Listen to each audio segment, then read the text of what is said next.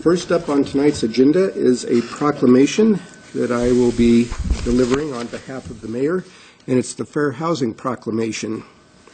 Whereas April 2016 marks the 48th anniversary of the passage of Title VIII of the Civil Rights Act of 1968, commonly known as the Federal Fair Housing Act, and whereas the Idaho Human Rights Commission has prohibited discrimination in housing since 1969, and whereas equal opportunity for all, regardless of race, color, religion, sex, disability, familial status, or national origin, is a fundamental goal of our nation, state, and city,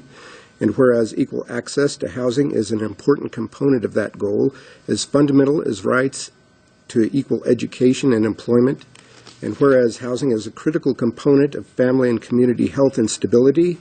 and whereas housing choice influences people's exposure to crime and drugs, and their access to education, employment, social and cultural resources, and health care, and whereas we have enacted laws to ensure equality of choice for all transactions involving housing, and whereas the mission of the city's Fair and Affordable Housing Commission includes researching, analyzing, and recommending to the mayor and council ways in which the city may further fair housing practices, and whereas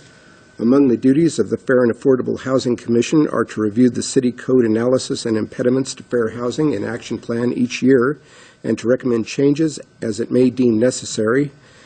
And whereas ongoing education, monitoring, and public outreach are keys to raising awareness of fair housing principles, practices, rights, and responsibilities. And whereas barriers to fair housing will only be eradicated through broad-based and consistent cooperation, commitment, and support.